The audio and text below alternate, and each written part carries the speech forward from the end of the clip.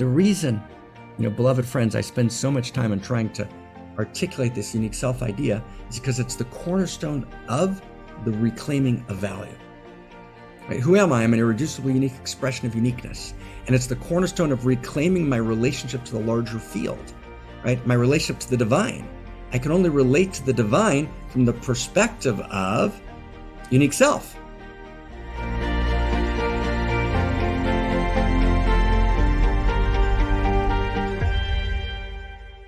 It's so great to be with you.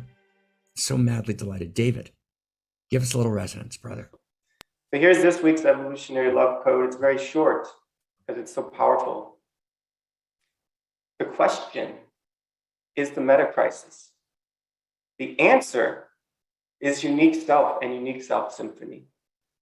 The question is the meta crisis, and the answer is unique self and unique self symphony. So it's my delight to turn it back to you, beloved Dr. Marc. The question is the meta crisis, as David resonated so beautifully, right? The answer is unique self and unique self symphony. So I want to talk about unique self and unique self symphony this week in a different way than last week. This is week 2. I want to talk about it in a new way, and I want to talk about it through a prism which we've mentioned before in passing, but we've never put together, okay? So what we're going to do now is talk about a key dimension of cosmoerotic humanism, a key dimension of unique self theory, which is called wake up, grow up, lighten up, and show up. Sometimes we also call it wake up, grow up, clean up, and show up. And this is an essential part of our cosmoerotic humanism. It's an essential part of unique self theory.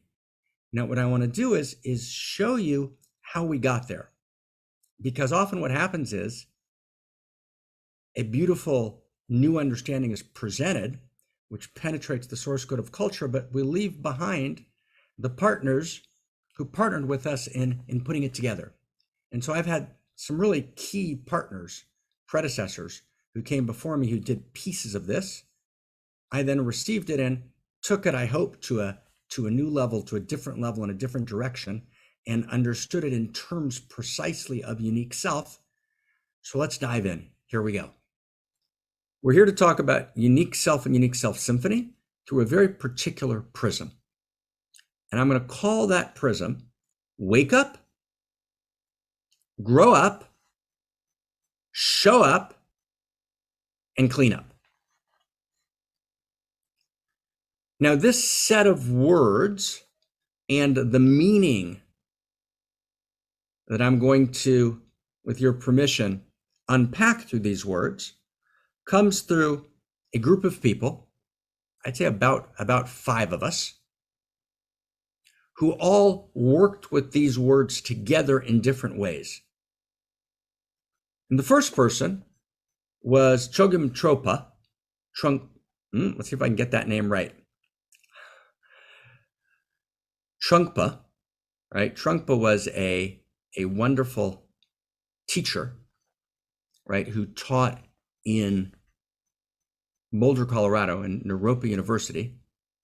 Trungpa came out of a very deep lineage, right, in the East, and he came to the United States, right, and he was, during the mid-70s, deeply engaged, right, in, the center of pulsing American culture that was seeking transformation. And when he would practice, he would say, Om Mani Padme Hum, right? And Om Mani Padme Hum, right, is a classical recitation in Buddhism, which speaks about the jewel of enlightenment. Om Mani Padme Hum.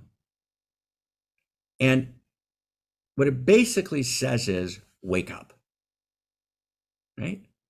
And wake up means wake up to the realization that you're not separate from all that is. Wake up to the realization that you are indivisible from the field of consciousness, that you are, in some ultimate sense, an expression of that field of consciousness. You are one with that field of consciousness, and that is your true self. that your true self is not your personality, right? It's not your ego contraction. It's not your trauma. That's all story, but your true self is your ultimate and utter identity with the field of consciousness itself. Wake up, right? Om Mani Padme Om. Wake up. But Trungpa would do it differently. He would say, Om Mani Padme Om, grow up. Om Mani Padme Om, grow up, instead of wake up. Now, what did he mean by that? And this was pointed out by my colleague and friend just in the last years before he died, John Welwood. And John Welwood was a student of Trungpa's. And John Welwood wrote in a very important book called The Psychology of Awakening. And although John doesn't say this in his book, but John was aware of it, that when Trungpa would say, Om Mani Padme Om, grow up, what he was saying is, wake up, grow up. That's what he meant to say. Now, this wasn't noticed by anyone. And actually, the person who noticed this and wrote this, right, in a footnote in her book is my son's fantastic mother, Mariana Kaplan. And Mariana wrote an important, chapter and footnote where she pointed out that Trungpa was the person who began this unpacking. And it was a note that Mariana wrote that no one quite noticed it. I noticed it, and I talked to John about it. And he shared that with me, right? That's what Trungpa would do. He would say, Om Mani Padme Om, which means wake up to your true self. Then he would say, grow up. So what did he mean by grow up? What do you mean by grow up? He was recognizing that there's some new realization in the West, which he called by the term grow up. And what did he mean? So by grow up, he meant psychological maturity, right? He meant doing your shadow work, right? He meant working your trauma, right? He meant the best of Western psychology. And what Trungpa was trying to say was, he was trying to express his own dawning realization that wake up wasn't enough, that you needed both to wake up and to grow up. Because if you just wake up, you can wake up and be an asshole, pardon the expression, right? You can wake up and be, pardon the expression again, a jerk. And none of those words sound nice, but actually you can wake up and be a knave. You can wake up and be scurrilous, right? You got the point. In other words, you can wake up and have actually a realization that your true self is one with the field of consciousness, but that waking up gets caught in the thicket of darkness, right? Which is your unclarified self. So if you have profound psychological immaturity and instability, or you're caught in trauma, or you can't actually see the ways that your shadow is playing, that you're going to wake up, but you could actually be cruel or impervious or insensitive or unkind or much, much more vicious. You could have an experience of waking up and run smear campaigns, right? And be, as it were, woke, if you will. This is the first notion of being woke, right? But not in the contemporary sense of woke. You're woke in the more classical Buddhist, right? Eastern mystical sense. You're woke, but you're mean, right? You're a mean woke person because you've awakened, but you haven't grown up. You haven't done, right, the deep inner work that you need to do psychologically, right, to be a good human being, to see yourself, to be self-aware, to be self-conscious. Everyone got that? So that's wake up and grow up. So John wrote a book called Psychology of Awakening. And on page 6, right, he actually talks about waking up and growing up. And he doesn't mention Trungpa, so I'm filling in the story here, myself and Mariana. John was actually taking this from Trungpa. John and I talked about it. And so that's where wake up and grow up originally came from. At the same time, now stay close, my dear friend, right, and the co-founder of the Center for Integral Wisdom, and a great, I think the greatest today integral philosopher, far and above, and in terms of, integral thought, Ken Wilber.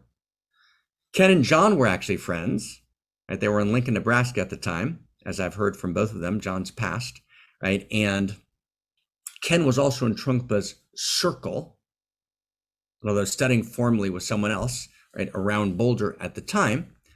And when Ken heard Om Mani Padme Om grow up, he actually understood it differently.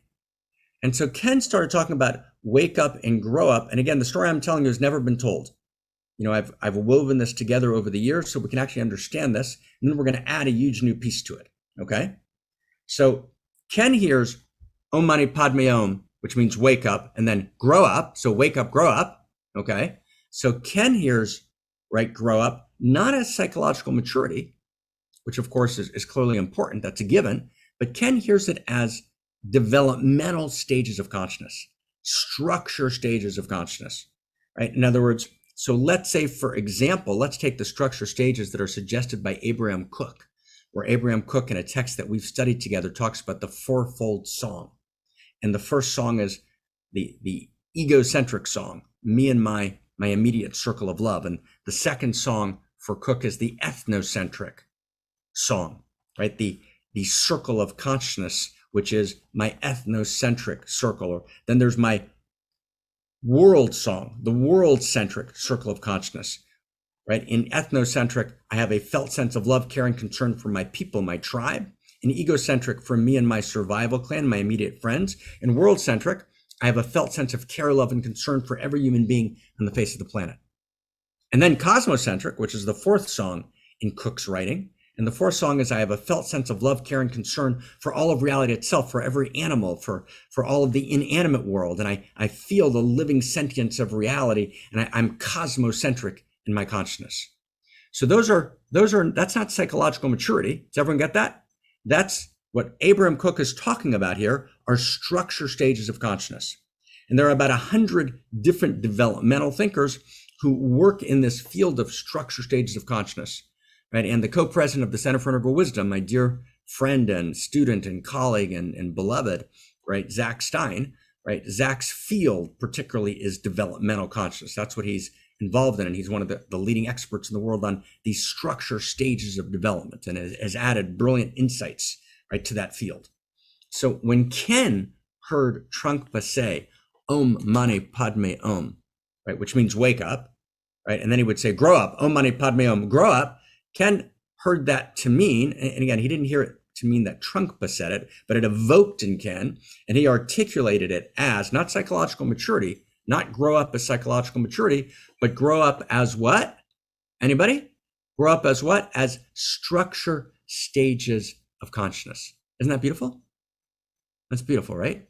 And it's gorgeous, right? So I want to grow up from egocentric, right, to ethnocentric, right, to world-centric, to cosmocentric. Now, again, just like my wake-up experience is mediated through my psychological maturity, so my wake-up experience is mediated through the prism of my psychological wholeness or brokenness, so too my wake-up experience, my true self experience, is mediated through the prism of my level of consciousness, right? So if I have a wake-up experience and I'm egocentric, I think, oh my God, all that matters is me and my people. I have a close friend who said to me that her brother said the only thing that matters is me and my wife and my son. That's what matters, right? That's what's special. That's what counts, right? If I'm ethnocentric, well, then I think the only thing that counts is my community, right? My nation, right? My religion. You know, my mother used to say to me, is it good for the Jews? That's what matters. That's ethnocentric consciousness. So I'm waking up, I have the sense of being one with the field, yet in this distorted and degraded and corrupt way. The same thing's true in Tibetan Buddhism. There's the sense of superiority. The Tibetan Buddhists are the chosen people. Or maybe it's the Christians, or maybe it's a certain form of Islam. Maybe it's the Sunnis. Maybe it's the Shiites, right? Maybe it's right? Does everyone get that? Right? Any nation, any religion that says it's us, we're the chosen people in one way or the other, is actually experiencing, right? Even if they wake up, right? Osama bin Laden, right? Clearly was awakened in some real way. Look at the fire in his eyes, right? But that experience of waking up, right, is mediated through the prism of ethnocentricity, and it winds up being horrifically and terribly destructive. Okay, everyone get that? That's wake up and grow up.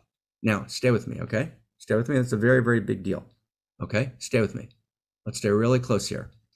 So what then this body of understanding from Trungpa, from John and I talked, and from Ken and I talked about this a lot, came to me, right? Hi, my name is Marc Gafni. Great to meet y'all. And then I then reinterpreted it. And that's how knowledge works, right? So I reinterpreted it as referring specifically, and this is critical, to unique self. So I then reread this whole story in the following way. When I wake up, I first wake up as true self. But when I wake up as true self, that's just the first step in awakening. This is critical. True self is the first step of awakening, not the second step. Then I wake up even more deeply, and I realize I'm not just true self, I'm an irreducibly unique expression of true self. I have a unique quality of intimacy, and I have an irreducibly unique perspective. I'm a unique configuration of eros and desire.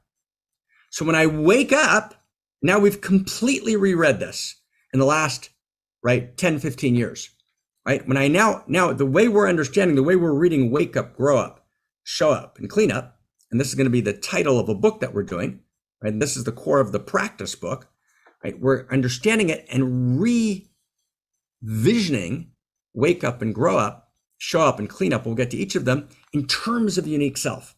When I wake up, that's not true self. When we're talking about waking up, we're not talking about true self. That's the first stage of awakening. But actually, there is no true self any place in the manifest world. Does everyone get that sentence? There's no true self any place in the manifest world. There is no true self. Because every true self is a unique self. I'm always a unique set of eyes. I always have an irreducible unique perspective. I always have a unique taste. I have a unique quality of intimacy. Right? And we'll talk about, in a different week, pointing out instructions for unique self. So when I'm waking up I wake up as unique self. Now, what's growing up? So growing up, and I'm going to integrate the two strands in growing up. Growing up means, number one, I need to get to sufficient psychological maturity, which was John Welwood's reading of growing up, in order to realize my unique self. Because if I don't have psychological maturity, if I'm stuck in old patterns, I'm stuck in traumas, I can't see myself clearly, right? I'm acting out of my emptiness, right? I'm acting out of my brokenness. I'm acting out of my pathology. Then I'll never be able to really realize my unique self. Unique self has to come from the clarity of self, right? If I'm acting from my false self, if I'm acting from a false understanding of who I am or to cover up traumas and pains, so then my unique self will always be in some sense distorted. So I've got to grow up in order to live into the fullness of my unique self, number one. But number two, this is a big deal. In terms of developmental levels of consciousness, this is a very, very big deal. Actually, the highest developmental levels are when the experience of living from my unique self comes on board. This is very important. Now remember, unique self is not my separate self. The first self is separate self. I'm a skin encapsulated ego. I then make the first big move of awakening.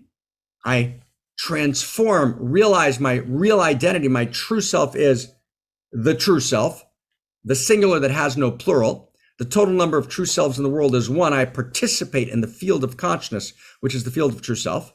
But then I realize I'm an irreducibly unique expression of that field. That's unique self. But that unique self, meaning my unique expression of the field as the guiding motivational architecture in my life, that comes on board at the higher levels of developmental consciousness. So for example, in Claire Graves's model, which his students, Chris Cowan and Don Beck, called spiral dynamics, they talk about first tier and second tier. So there's 6 developmental levels, right, from beige to green, which are called first tier. Then you jump to tier 2. And tier 2, which is called yellow, they ascribe colors, right, to different levels of spiral dynamics. So tier 2 is yellow. That's when you jump to the high developmental levels. And had a very beautiful conversation and did a dialogue with Don Beck, who's, again, the major architect of the contemporary presentation of spiral dynamics. And Don had just read my book, Your Unique Self. And he said, your unique self is the Bible of yellow, right? Of second tier, right? When you step into second tier consciousness, meaning when you grow up to higher levels of consciousness, when you move from first tier to second tier to the higher developmental levels, the demarcating characteristic of the higher developmental levels is unique self. And we can maybe put in the chat box, there's a journal of integral theory and practice, which is an academic journal, which I edited, one issue and wrote a bunch of articles with a whole bunch of colleagues on unique self. It was the big academic issue on unique self. So I did there a dialogue with Suzanne Cook-Greuter, who's a well-known developmentalist, right? In which I was able to, it was very exciting to show Suzanne that actually unique self, even in her model, was implicit at the highest levels of developmental consciousness.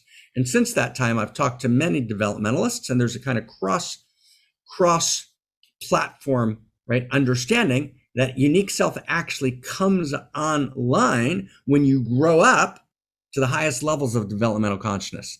Now, that's a very big deal. Stay close, everyone. Stay close. Stay close. So waking up, as I wake up, not to true self, that's the first step. I wake up to my unique self, my unique expression of true self. Growing up, I either do my work of psychological maturity, right? I do my interior work to achieve psychological maturity. And then I grow up in a way that I'm able to grasp and to become my unique self, number one. Or, right, I actually grow up to higher and higher structure stages of consciousness. When I get to the higher structure stages of consciousness, I then begin to be able, right, to actually act from my unique self. My unique self becomes the guiding force of my life. Clear, everyone?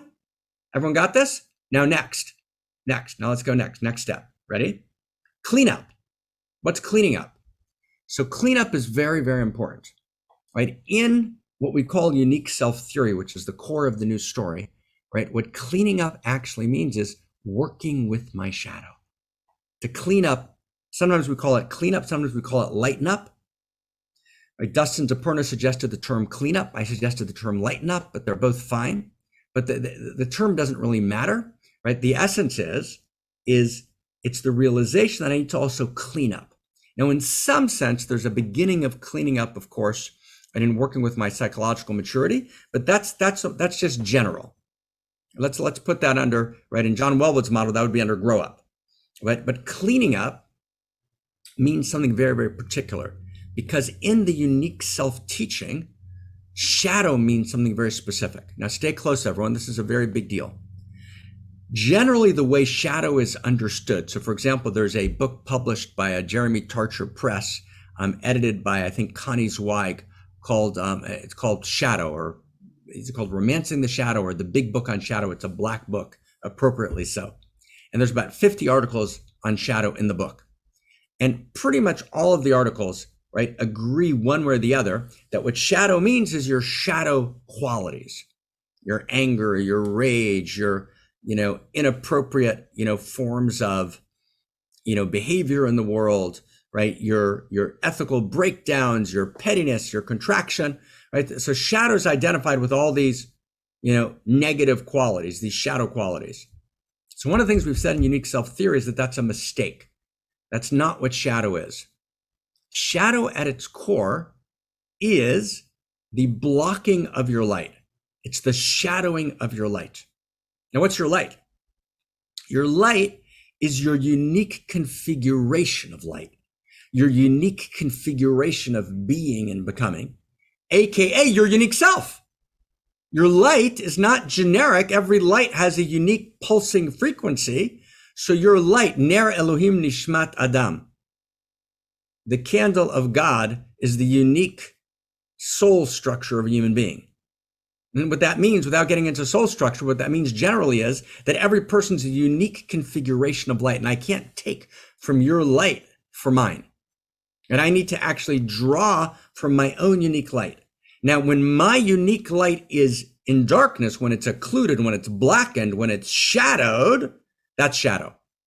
So unique self, and this is very, very important, and I had many conversations about this with my colleague who was a fellow at the center for Integral Wisdom for a couple of years, Elliot Ingersoll. And Elliot, I think probably the best integral, psychotherapist, psychopharmacologist. He's a brilliant thinker in this particular area, right? In terms of, particularly integral thought, and he's also very good at general psychological thought. He's a professor at Kent State. So Elliot gave strong support to this notion that we developed in Unique Self Theory, which is that shadow is, now stay close, everyone, shadow is your unlived unique self, and shadow is your distorted unique self.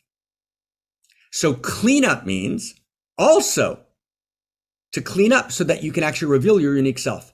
Because cleanup means you clean up your shadow, right? You clean up or you lighten up. You lighten up your shadow, meaning you actually integrate your unlived self into your light, or you clarify the distortion of your unique self so that your unique self can appear in all its luminosity and all of its radiance. So now check this out for a second. It's very beautiful. So it turns out that wake up means I'm waking up to unique self, which is the unique face of true self. I'm growing up, right? I'm achieving psychological maturity so that I can actually, right, uncover my unique self. Or I'm growing up to the higher structure stages of consciousness, which are, their demarcating characteristic is unique self. And then I'm cleaning up, meaning I'm integrating my unlived life, which is my shadow. My shadow comes from my unlived life. Let me stay close for a second. In other words, I think I skipped a step, which is really critical. When I don't live my unique self, when I have an unlived life, that unlived life goes into the darkness. It goes into shadow. That's what we mean. You have a unique self, that's your light, right? That's your unique frequency of luminosity. When that unique self, unique frequency of luminosity goes into shadow, that's what we call shadow. Now, then, when your unique frequency of luminosity is distorted, it's in the darkness, it's in shadow, it wants to attract your attention. So it acts out. I don't feel like myself. I don't feel like my unique self. I feel depressed. I feel anxiety because my unique self is in shadow. My unique life is in shadow. So then I act out. When I act out, those are shadow qualities. Does everyone get that? So when I'm not living my story, my unique self story, when I'm not living, not my ego story, when I'm not living my unique self story, which is the story of my unique luminosity, when I put that in the darkness, it's in shadow, then it acts out. When it acts out, it appears as shadow qualities, as rage, jealousy, right? Inappropriate forms of relationship, inappropriate forms of contraction, inappropriate forms of making myself small, or inappropriate forms of boundary breaking. But all of those acting out are shadow qualities, right? The shadow literature has mistaken the shadow qualities for shadow. Shadow is when my unique luminosity is in shadow. So what that means in terms of this schematic, wake up, grow up, show up, lighten up, right? Or wake up, grow up, show up, clean up. We'll have to decide on which one we like better. But clean up or lighten up again means, right, integrate my unlived life into my unique self, right? So all four of these, wake up, grow up, clean up, are all unique self. And then we get to show up. Show up's the last one. Everyone at show up now?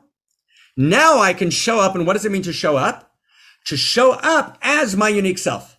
Does everyone get that? How do I show up? I show up as my unique self. That's what it means to show up. So once I wake up and I grow up and I clean up, does everyone get that?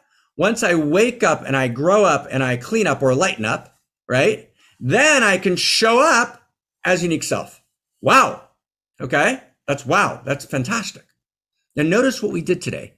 What I wanted to do, and I think we've never done this in the public space, and so we can kind of have it in kind of one, recording, so we can all just have access to it. So I wanted to just share with you, first, the delight of crediting people, right, who actually participated with you in developing, right, a set of first principles and first values.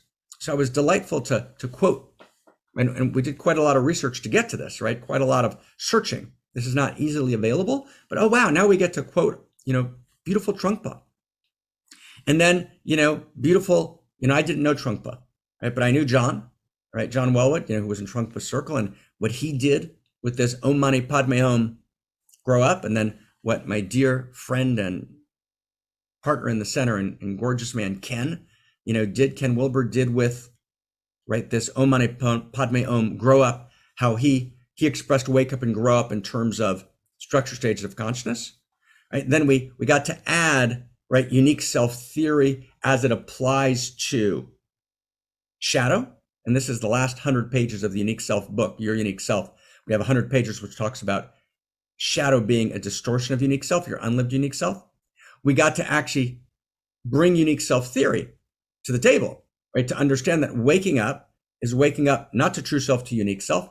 Growing up is growing up, right, to unique self, and the two different lines, psychological maturity and structure stages of development, higher levels of consciousness. Cleaning up, and again, bring unique self theory to the table, is to clean up or to lighten up, right? To lighten up your shadow, meaning to integrate your full unique self that's unlived or distorted. And all of that comes together, right? Show up, right? Show up as your unique self. So when we use wake up, grow up, show up, right? Lighten up, wake up, grow up, lighten up, show up, right? This is a core expression of unique self. And unique self stands at the core of world spirituality, right? Of cosmoerotic humanism. Cosmoerotic humanism is the general name we give for the kind of, it's kind of like romanticism or existentialism, the great, set of integrated meta theories that become this large new worldview for humanity, right? This new story. It's the new story of value, right? Grounded in first principles and first values. That's a clear sentence, is cosmoerotic humanism. A more general name is what we call evolutionary spirituality or world spirituality or evolutionary world spirituality. Let's just go with world spirituality for now. I won't get into those distinctions now. By world spirituality, we mean generally the sense that there's an integrated expression of all the great systems of wisdom in the world, which we might call world spirituality. We'll talk more about that in a different context. But this gives us a sense of what we mean by this new story and how unique self is at the very center of the new story.